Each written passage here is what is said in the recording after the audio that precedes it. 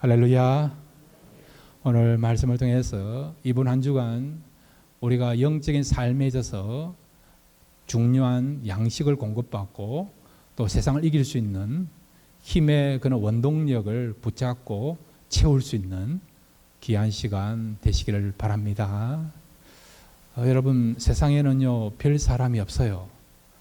하나님께서 우리 교회에 옆에 성도들을 붙여주시지 않습니까? 하나님께서 모든 것들을 잘 아시기에 우리에게 가장 사랑과 은혜와 기쁨을 줄 수 있는 그런 분들을 옆에 붙여 모아 주셨습니다. 그러니까 한 분 한 분 다 소중하다 생각하시고 사랑하시고 섬기시고 또 기대하실 때에 기대한 만큼 더 풍성하게 우리 성도들을 통해서 채워주시는 은혜가 임하게 될 줄로 믿습니다. 그런 의미로 옆에 있는 분 얼굴 보시면서 감사합니다. 또 살아있어서 감사합니다. 또 다시 뵙게 되어서 감사합니다. 그렇게 인사 나눠주시기를 바랍니다. 우리가 주일날 이 예배 시간에 나온다는 것이 여러분 쉽지가 않아요. 일상처럼 반복되는 행위 같지만 그렇지 않습니다. 지난주도 한번 뉴스를 들어보셨잖아요. 길로에서 마늘 축제가 있었는데 총격 사건을 해가지고요 축제 갔다가 그냥 완전히 아수장이 되어서 정말 생명 잃어버리는 그런 일이 있었고, 또 이렇게 며칠 전에는 멤피스 엘파소에서 또 월마트에서 총격 사건이 있어가지고요 20명 이상이 죽는 그런 일이 또 있었고, 그러니까 여러분 오늘 이 자리에 나와 예배드린다는 것이 쉬운 일이 아니에요. 하나님의 은혜로 또 하나님 지켜주셔서 이 자리에 나왔습니다. 그러니까 여러분 이 자리는 정말 소중한 자리니까 은혜 받으셔야 됩니다. 그냥 가면 안 돼요. 은혜 여러분 사모하는 마음 가지고 말씀 붙잡고 기대하시고 정말 어떤 갈급한 마음을 가지고 마음으로 여서서 말씀을 받을 때에 이 말씀을 통해서 은혜 받고 이번 한 주간 살아갈 수 있는 그런 귀한 영적인 양식을 공급받고 돌아가는 복된 시간이 될 줄로 믿습니다. 자, 여러분은 하나님을 어떤 분으로 생각하십니까?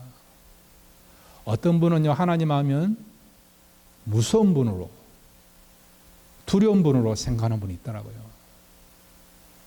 만약에 자녀들이 부모를 생각할 때에 사랑의 아버지, 사랑의 엄마가 아니고 무서운 아버지로 두려운 어머니로 생각하면 관계의 기쁨도 없고요 발전이 없습니다. 늘 두려워하고 무서워하는데 그게 무슨 여러분 기쁨이 있고요 발전이 있겠습니까? 하나님도 그렇다는 것이죠. 어떤 분은 하나님 어떻게 생각하느냐, 율법적으로 생각해요. 율법적이라는 것은 뭐냐, 법을 지키면 상을 주시고 법을 어기면 벌을 주시는 그런 하나님으로 생각하는 것이 율법적으로 하나님을 생각하는 거예요. 그래서 어떤 경우는 하나님이 선한 하나님으로 다가왔다가 어떤 경우는 벌을 주는 하나님으로 다가온다는 거예요. 여러분.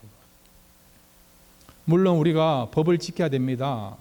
그렇지만은 어떤 경우는 법을 지키든 안 지키든 그런 것하고는 유무 없이, 다시 말하면 그런 것과 상관없이 하나님께서는 여전히 우리를 사랑하시고 사랑의 하나님인 것을 믿으시기를 바랍니다. 시편에 보면요 하나님을 대하여서 이렇게 말씀하지 않습니까? 여호와께 감사하라. 그는 선하심과 인자하심이 영원함이로다. 선하심과 인자하심이 어떻다고요? 영원하다. 우리가 법을 지키느냐 안 지키느냐에 따라서 선한 하나님이 되고 악한 하나님이 되고 무슨 하나님이 되는 것이 아니라 우리의 어떤 선행과는 상관없이 하나님은 어떤 분이라고요? 영원토록 선하시고 인자하신 하나님이라는 거예요. 우리가 잘 알고 있는 로마서 5장 8절, 우리가 죄인 되었을 때에 그리스도께서 우리를 위하여 죽으심으로 하나님께서 우리에게 대한 자기의 사랑을 확정하셨느니라. 우리를 언제 사랑했다고요? 우리가 죄인 되었을 때에, 하나님을 모를 때에도 하나님은 우리를 어떻게 했다고요? 사랑했다는 거예요. 그러니까 여러분 우리 하나님은 어떤 분이라고요? 사랑의 하나님입니다. 사랑의 하나님. 하나님은 어떤 분입니까? 선하신 하나님이에요. 우리는 선하다고 한다면 착하다, 유순하다 그렇게 생각하는데 영어에서 선하다는 의미는 뭐냐? 굿이에요. 굿. 우리 같이 한번 따라할까요? 하나님은 좋은 하나님이십니다. 예, 그게 선한 하나님의 그런 정확한 해석이에요. 그러니까 우리 하나님은 좋으신 하나님입니다. 사랑이 많으신 하나님이고요. 끝까지 우리와 함께 하신 하나님인데, 자, 오늘 성경에 보면 우리 주님을 통해서 하나님은 어떤 분인가, 또 예수님이 어떤 분인가를 말씀해 주고 있어요. 이 예수님의 모습을 통해서 예수님의 마음에 어떤 마음이 있고 어떤 마음을 가지고 주님은 살아오셨는가를 보여주고 있습니다. 오늘 주님의 마음을 통해서 주님을 알 수 있고 그 주님을 알았다면 그 주님을 다시 한번 붙잡을 수 있는 귀한 시간 되시기를 바랍니다. 첫 번째로 오늘 본문에 나타난 예수님은 어떤 주님이시고 어떤 마음을 갖고 있습니까? 우리 같이 한번 따라합시다. 성경을 성취하시는 주님이시다. 예수님은 어떤 분이라고요? 성경의 말씀을 성취하시는, 성경의 말씀을 어떻게 해요? 이루시는 주님이시고, 주님의 마음에는 하나님의 말씀을, 성경을 이루시려고 하는 그런 마음을 가지고 주님께서 평생 살아오셨고 사역했다는 것을 말씀해 주고 있죠. 여러분, 구약의 핵심이 뭡니까? 예수 그리스도죠. 앞으로 하나님께서 정하신 구원자 예수 그리스도가 이 땅에 오셔서 어떻게 살아가시고 어떻게 사역하시고 어떻게 구원을 이루어 가실 것인가, 그것을 말씀하시는 내용이 뭡니까? 구약이에요. 창세기부터 계시록, 창세기부터 말라기까지 나타나 있는 중심 말씀은, 중심 사성은 예수님입니다. 이분이 하나님이 우리에게 정하신 구원자이시고, 그 다음에 이 구원자이신 예수님이 오셔서 어떤 일을 하시고 어떻게 사역을 하시고 십자가 죽으시고 부활하실 것인가, 그리고 이분만이 유일한 구원자이신 것을 말씀해 주고 있는 내용이 뭡니까? 구약의 내용이에요. 그러니까 구약은 어떤 의미에서 예수님을 소개하는 그런 안내서와 같고 그림자와 같은 것이 구약의 내용이요, 또 구약의 핵심이라 할 수 있는 것입니다. 예수님은 그 구약에 나타난 말씀대로 그 말씀대로 실천하시고 성취하시고 응하셨습니다. 그렇게 됨으로 말미암아 구약에 나타난 이 말씀이 허구가 아니고 진리이고 진실이고 우리가 붙잡아야 될 생명의 말씀인 것을 예수님이 그렇게 실천하시고 성취하심을 통해서 우리에게 분명하게 말씀해 주고 있는 것이죠. 예수님이 행하셨고 예수님이 붙잡았다고 한다면 그 말씀은 진짜 생명의 말씀이요, 은혜의 말씀이요, 구원의 말씀이라 할 수 있는 것입니다. LA 가보면요, 지금은 없어졌는데 양지 설렁탕이라는 집이 있어요. 양지 설렁탕. 이곳에 가면 얼마 동안 어떤 자리가 있는데 그게 팻말이 있어요. 어떤 팻말이 있느냐? 김영삼 대통령이 앉았던 자리입니다. 그런 팻말이 있어요. 앉아보신 분 있습니까? 예. 예, 앉으신 분이 있으시네요. 예. 그곳에 가보면요, 김영삼 대통령이 앉았던 자리 팻말이 있고 옛날에 박찬종 씨가 앉았던 그런 자리도 있어요. 그러니까 의자 하나도 전직 대통령이 앉았다 의미를 부여하는 거죠. 의미를. 그렇지 않습니까? 제가 전에 말씀드렸잖아요. 이 손이 어떤 손이라고요? 차범근 옛날에 감독과 악수한 손이라고 의미를 부여한 적이 있지 않습니까? 이 손이 또 어떤 손이냐니까, 여러분 옛날에 88 올림픽 때 금메달을 딴 양영자 선수 하죠. 탁구하면 양영자. 그 양영자 선수와 함께 악수를 한 손이고 같이 밥을 먹은 그런 손이고 그런 얼굴입니다. 예. 특별한 의미는 없습니다. 예. 그렇다는 것입니다. 예. 자랑할 것이 없어서 이런 거 자랑합니다. 여러분 이해해 주시기 바랍니다. 예. 근데 얼굴을 한번 본 것도, 악수한 건 한 것도, 사인 하나 받은 것도 의미를 부여하지 않습니까? 그런데 우리의 진짜 주가 되시고 구원자가 되시고 진정 왕이 되신 그 예수님이 성취하셨고 믿었고 붙잡았던 말씀이라면요, 그는 진짜 진리의 말씀이란 거예요. 생명의 말씀이란 거예요. 그러니까 예수님이 그렇게 하나님의 말씀을 그대로 실천하셨고 행하셨던 말씀이라 한다면 우리도 따라야 되고 붙잡아야 될 생명의 말씀인 것을 말씀해 주고 있는 것이죠.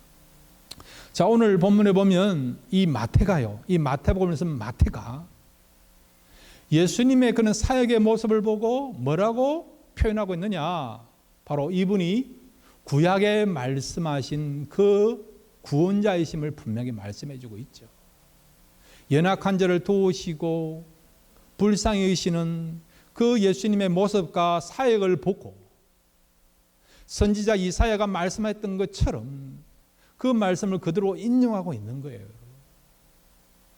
마태에게 성령께서 영을 열어주시니까 영적인 눈을 보니까 예수님이 누구인가? 예수님이 진정한 구원자 되시고 생명의 주가 되시고 우리가 붙잡아야 될 주님인 것을 알게 하셨던 것이죠. 자, 우리 성경 같이 한번 읽을까요?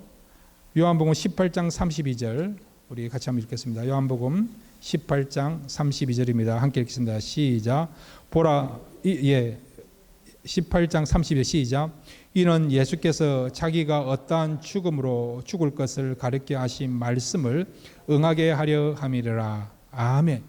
예수님은 죽음도 그냥 죽으신 것이 아니라 십자가에 죽으셨는데 이것은 이미 구약의 선지자가 예언한 대로 하나님이 말씀하신 대로 그대로 그 성경을 실천했다는 것을 말씀해 주고 있죠. 그 다음에 요한복음 19장 35절 같이 읽겠습니다. 시작. 이를 본 자가 증거하였으니 그 증거가 참이라. 저가 자기의 말하는 것이 참인 줄 알고 너희로 믿게 하려 함이니라. 아멘. 예수님의 증거가 다 참이란 것을 알게 되었죠. 예수님이 믿으셨고 예수님이 행하셨기 때문에 예수님이 증거하신 모든 것들이 참이고, 그리고 구약에 예수님이 설명하고 있으니까 예수님을 믿으면 말미암아 구원을 받을 수 있기 때문에, 그래서 하나님의 말씀을 우리가 믿을 수밖에 없다는 것을 말씀해 주고 있는 것입니다. 그 다음에 여러분 요한복음 20장 31절 같이 읽겠습니다. 시작. 오직 이것을 기록하면 너희로 예수께서 하나님의 아들 그리스도이심을 믿게 하려 함이요 또 너희로 믿고 그 이름을 힘입어 생명을 얻게 하려 함이니라. 아멘. 바로 예수님이 왜 말씀을, 구약의 말씀을 그대로 실천하셨고 행하시느냐? 바로 선지자가 예언한 대로 예수님이 누구라고요? 하나님의 아들, 즉 우리의 구원자라는 거죠. 구원자이심을 믿게 하기 위하여서 그렇게 예언했고 예수님은 그 예언대로 그대로 행하셨다는 것입니다. 그러니까 하나님의 말씀이 일점일도 틀림이 없는 정확한 말씀이요, 우리로 하여금 생명과 구원과 진리에 이르게 하는 말씀이란 것을 우리가 받아들이도록 하기 위해서 선지자들이 말씀하셨고 그 말씀대로 예수님이 행하심을 말미암아 이것을 보고 우리도 말씀을 붙잡도록 하기 위해서 그렇게 했다는 것입니다. 사랑하는 성도 여러분, 예수님이 행하셨던 말씀, 선지자가 성령의 영광 가운데서 예언한 말씀, 그 말씀을 우리가 신구약 성경으로 받아들이고 있습니다. 이 말씀 여러분 한 절 한 절 뺄 것이 없습니다. 창세기부터 계시록까지 이 말씀은요, 우리의 삶에서 길이 되고 빛이 되고 소망이 되고 희망이 되고 그리고 또한 치유케 하는 능력의 말씀입니다. 구원을 이루는 말씀이 우리가 붙잡고 있는, 우리가 믿고 있는 이 하나님의 말씀입니다. 여러분 삶에 대한 방향을 잃어버리고 목적을 여러분 붙잡지 못하고 살아가고 있다고 한다면, 때로는 관계 속에서 어려움을 당하고 살아가고 있다고 한다면, 또 마음이나 또 여러분의 어떤 육신이 연약한 가운데 살아가고 있다 한다면, 그럴 때마다 여러분 말씀을 붙잡으시길 바랍니다. 이 말씀은요, 성도를 온전케 하고 또 우리를 바르게 인도하고 또한 우리의 삶에 있어서 가장 필요한 것들을 주시는 그런 진정한 양식이 되고 치유케 하는 그런 진정한 약이 되는 것이 이 하나님의 말씀입니다. 말씀으로 돌아가시길 바라고 말씀을 통해서 다시 한번 새로운 인생을 살아갈 수 있는 저와 여러분 되시기를 바랍니다. 두 번째로 여러분 오늘 본문을 통해서 주님의 마음을 알 수 있는데 어떤 마음을 알 수 있습니까? 우리 같이 한번 따라합시다. 연약한 자를 돌보시는 주님. 예. 자, 오늘 본문에 보면 특별히 20절에 보면 우리 주님의 마음을 알 수 있죠. 우리 주님의 마음 어떤 마음이냐? 연약한 자를 돌보시는 마음을 우리 알 수 있죠. 자, 여러분 마태복음 20장 20절, 마태복음 12장 20절 같이 읽겠습니다. 시작. 상한 갈대를 꺾지 아니하며 꺼져가는 심지를 끄지 아니하기를 심판하여 이를 때까지 하리니. 아멘. 예.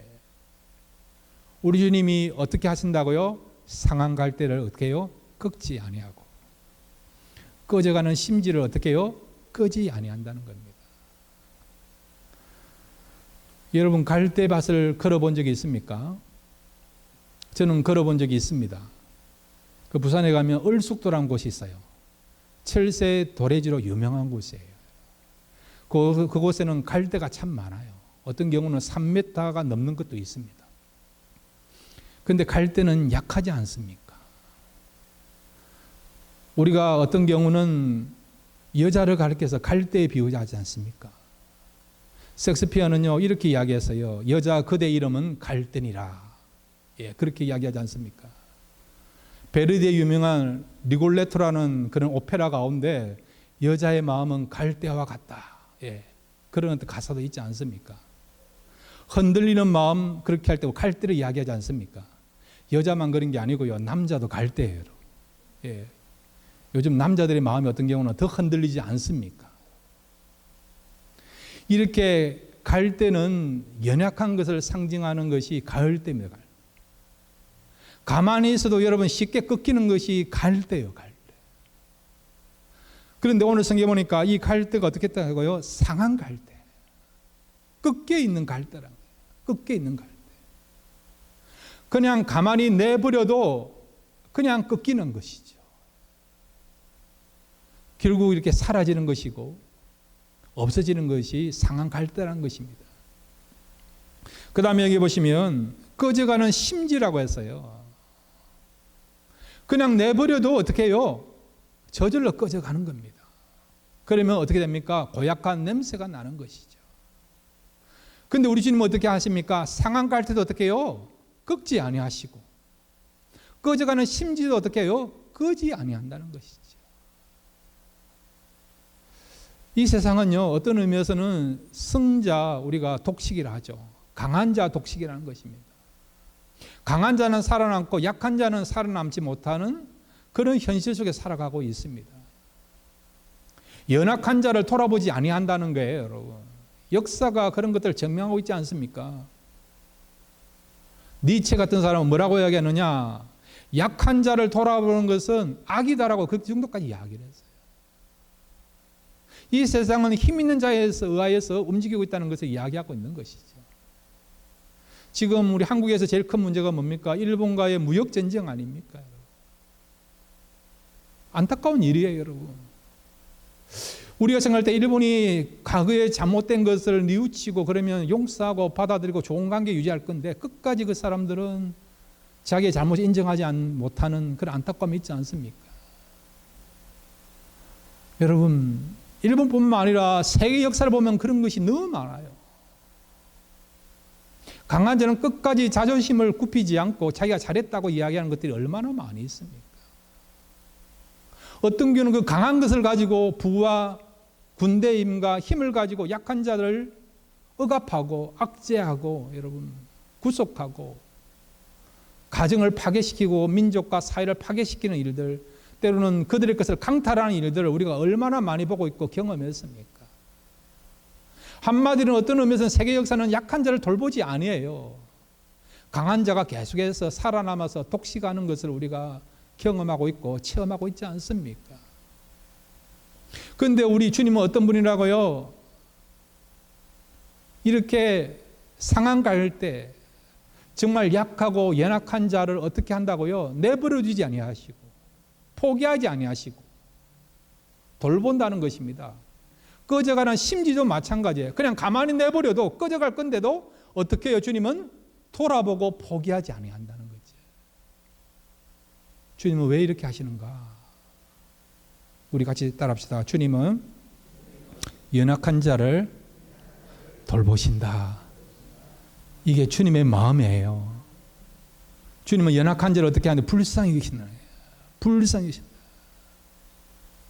세상 사람들은, 세상에 가진 자들은, 힘든 자들은 연약한 자를, 불쌍한 자를 돌아보지 아니하고 오히려 힘과 능력과 지식과 지혜를 가져서 더 많이 가지려고 하고 더 많이 어떤 정복하려고 하고 그들의 지경을 넓히려고 하지만 우리 주님은 어떻게 한다고요? 연약한 자를, 세상이 관심도 갖지 아니하고 세상에 돌보지 아니하는 연약한 자를, 불쌍한 자를 돌보시고 그들을 지키시고 그들을 사랑하시는 것을 말씀해 주고 있는 것이죠. 성경에 보면요, 이런 내용들이 너무너무 많이 있지 않습니까? 이 성경을 쓴 마태를 한번 보세요. 여러분, 마태의 직업이 뭡니까? 세리죠, 세리. 그 당시 이스라엘 역사에 있어서 세리는요, 매국노입니다. 일제시대 때 친일파로 그렇게 사람들이 손가락질을 했던 사람들이 세리예요, 세리. 로마 정부를 위해서 일하는 사람이라고 생각했고 백성들의 그 세금을 탈취하는 강도로 인정받았고 취급받았던 사람이 누굽니까? 세리들이에요. 부는 축적했지는 못지만 사람들로 통해서 사회를 통해서 매장당했던 죄인 취급받았던 사람들이 세리입니다. 그런 직업을 가졌던 사람이 마태예요, 마태요. 늘 사람들의 시선이 죄인으로 인식하고 있습니다. 대화하지 않습니다. 사람들과 교제하지 않습니다. 혼자 외롭게 쓸쓸하게 살아갔던 사람이 여러분 세리 마태였던 것이죠. 근데 주님 어떻게 했습니까? 그런 연약한 자를 소외받는 마태를 부르셔서 하나님의 나라와 백성들을 위하여 복음을 위하여서 귀한 주님의 제자로 사도로 부르신 것을 우리가 알고 있지 않습니까? 누구 하나도 관심 가져주지 아니했던 마태를 주님께서 사랑하시고 눈여겨보시면서 가까이 하셨던 그런 분이 우리 주님이시란 것이죠. 여러분, 룻과 나오미를 한번 보세요. 남편을 잃었습니다. 두 이렇게 여인이 혼자 살아가야 되는 그런 상황이에요. 미래가 없는 그런 가운데 있었죠.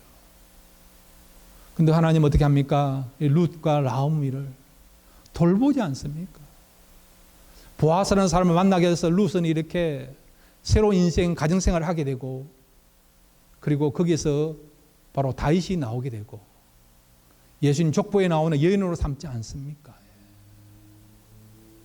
남편들 다 잃어버리는 상황이 되고 아들을 잃어버리는 그런 상황이 있었지만은 하나님은 이 연약한 자를, 불쌍한 자를 외면하지 않고 이렇게 상한 갈대 같고 꺼져가는 심지 같은 그런 영혼들을 돌보심으로 말미암아 새로운 가정, 새로운 인생을 살아가도록 은혜를 베풀으시고 지켜주시고 보호하시는 것을 우리가 알고 있지 않습니까? 요셉도 마찬가지예요. 형들의 시기를 받아서 아버지를 떠나서 지금 타향살이를 하고 있습니다. 이집트의 노예로 팔려왔습니다. 미래를 알 수 없는 상황입니다. 누구 하나도 요셉에 대해서 관심을 갖지 않습니다. 억울하게 누명을 심을 받아서 감옥까지 들어갔습니다. 그럼에도 불구하고 하나님은 노예로 지금 잡혀와서 감옥에 갇혀있는 요셉을 향하여서 불쌍히 여기시면서 관심을 갖고 힘을 주고 용기를 주고 믿음을 주셔서 나중에 요셉을 국무총리로 삼으신 것을 우리가 알고 있지 않습니까? 이런 히스토리는요, 우리가 얼마든지 찾아볼 수 있습니다.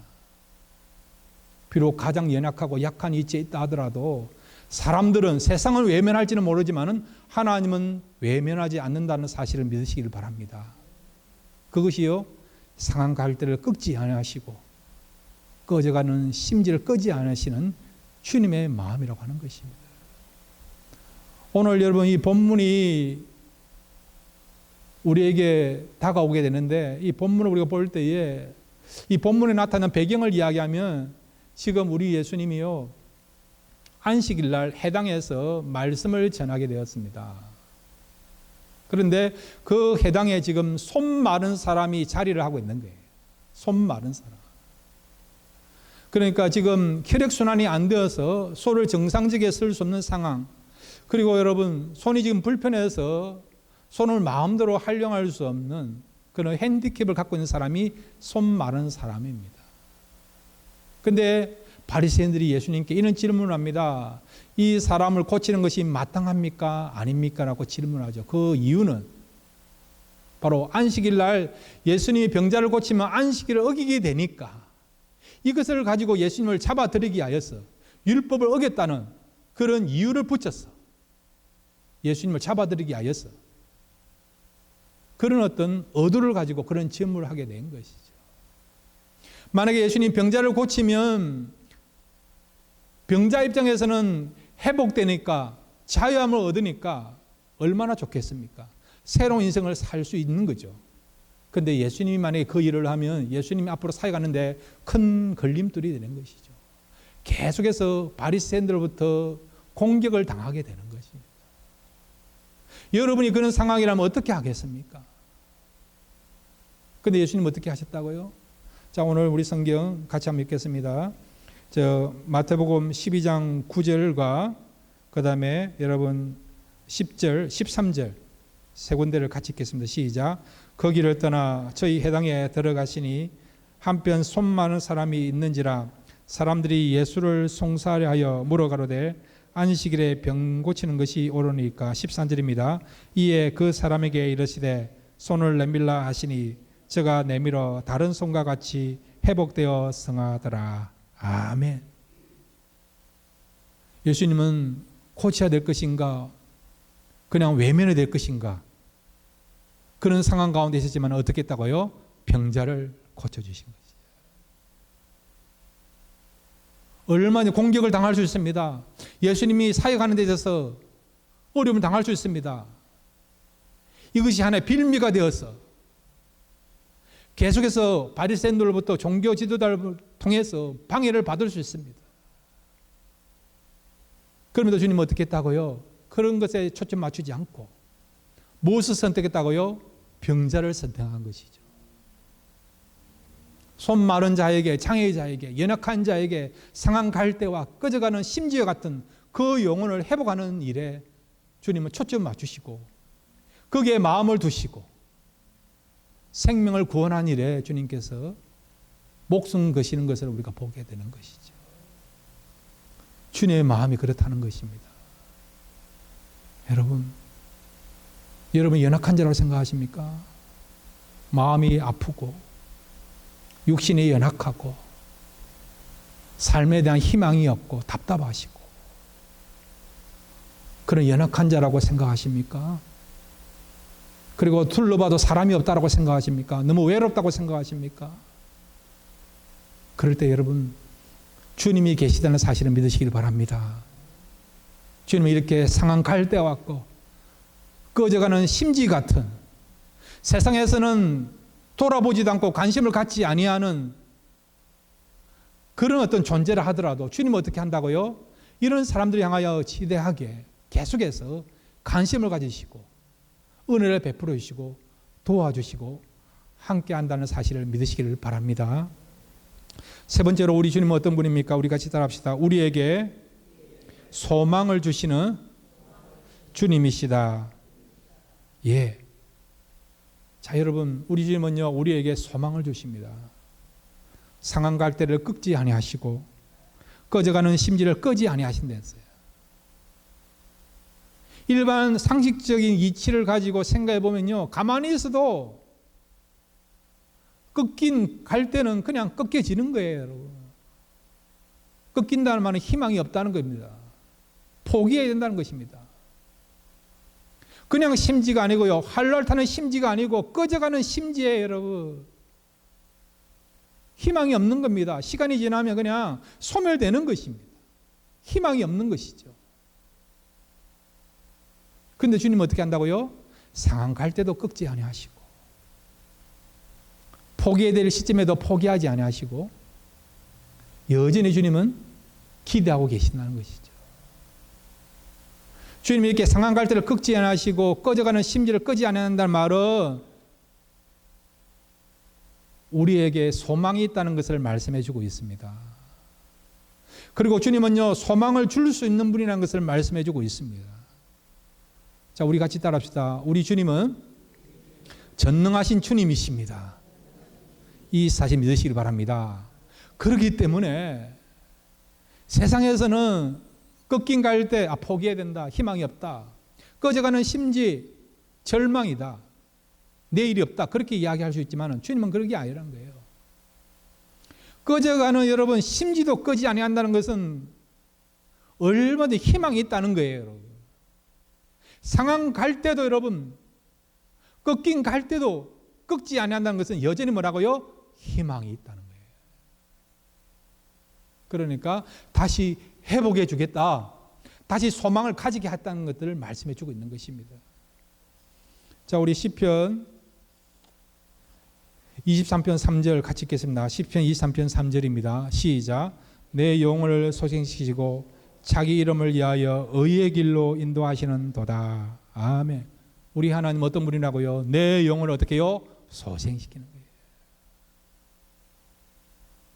절망 가운데 있지만 우리를 소생시켜서 희망을 갖게 한다는 거예요.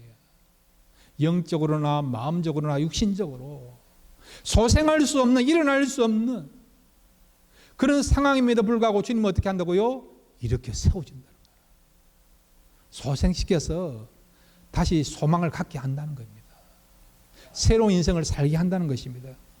예레미야 29장 11절 같이 읽겠습니다. 시작. 나 여호와가 말하노라. 너희를 향한 나의 생각은 내가 아나니 재앙이 아니라 곧 평안이요 너희 장래에 대한 소망을 주려 하는 생각이라. 아멘. 여러분, 하나님의 생각은 뭐라고요? 장래에 소망을 주는 생각이라는 거예요. 근심, 두려움, 절망이 아니고 하나님이 우리에게 주시고자 하는 그 마음, 그 인생은 뭐라고요? 소망을 주는 인생이라는 거예요. 로마서 15장 13절도 같이 읽겠습니다. 시작. 소망의 하나님이 모든 기쁨과 평강을 믿음 안에서 너희에게 충만케 하사 성령의 능력으로 소망이 넘치게 하시기를 원하노라. 아멘. 무엇이 넘치게 한다고요? 소망이 넘치게. 약한 소망이 아니고 적당한 소망이 아니고 어떻게 해요? 넘치는 충만한 소망, 충만하게 소망을 이루어준다는 거죠. 소망의 하나님 안에 있으면, 그 하나님을 의지하면, 그 하나님 바라본다면 얼마든지 절망 가운데서도 상한 갈대고 꺼져가는 심지라 하더라도 희망이 없는 절망적인 그런 상황이라 하더라도 어떻게 해요? 소망의 하나님을 바라보면, 소망의 주님을 우리가 의지하면, 붙잡으면 어떻게 된다고요? 소망이 이루어진다는 거죠. 아브라함을 보세요. 100살이 될 때까지 자녀가 없잖아요. 근데 아브라함은요, 생물학적으로 자녀를 낳을 수 없는, 생산할 수 없는 그런 불가능한 그런 상황이 있었지만 여전히 소망의 하나님을 붙잡았잖아요. 우리 하나님은 능치 못함이 없는 전능하신 하나님이 그것을 믿고 붙잡지 않았습니까? 이렇게 하나님을 바라보고 소망의 하나님을 자기 하나님으로 삼았더니 어떻게 해요? 이삭이라는 아들을 얻은 것을 우리가 알고 있지 않습니까? 심지어는 하나님께서 100살에 얻은 이삭을 바치라고 명령하지 않았습니까? 모리아산에 가서 이삭을 하나님 앞에 번제물로 드리기 위하여서 칼로 내려치려고 했지 않습니까? 그때도 여전히 아브라함은 이삭을 향한 믿음을 잃지 않았습니다. 소망을 잃지 않았습니다. 설령 칼로 내리쳐서 아들이 죽는다 하더라도 하나님께서 다시 이 아들을 살려주실 것이라는, 이 아들을 부활케 하실 거라는 그런 믿음을 가졌죠. 왜? 소망의 하나님을 믿고 있기 때문에 그렇다는 것이죠. 생물학적으로 아들을 낳을 수 없는 그런 가운데도 소망의 하나님을 믿었더니 아들을 낳은 것처럼 설령 아들이 죽는다 하더라도 그 소망의 하나님을 믿고 있다면 다시 아들을 살릴 거라고 하는 부활케라고 하는 그런 믿음을 갖고 있었기 때문에 그 믿음을 통해서 하나님을 의지하게 되었고 믿음의 삶을 살아가게 된 것이죠. 여러분, 우리 하나님은 모든 것을 가능케 할 수 있는 하나님이십니다. 그런데 어떤 경우는요, 지금 우리의 소망이 이루어지는 경우도 있고 어떤 경우는 시간을 두고 우리가 소망하는 것을 이루어주는 때가 있습니다. 만약에 여러분이 하나님을 소망했음에도 불구하고 여러분이 원하는 대로 그 소망이 이루어지지 않으실 때 하나님에 대해서 불평하거나 의심하거나 원망하지 마시기를 바랍니다.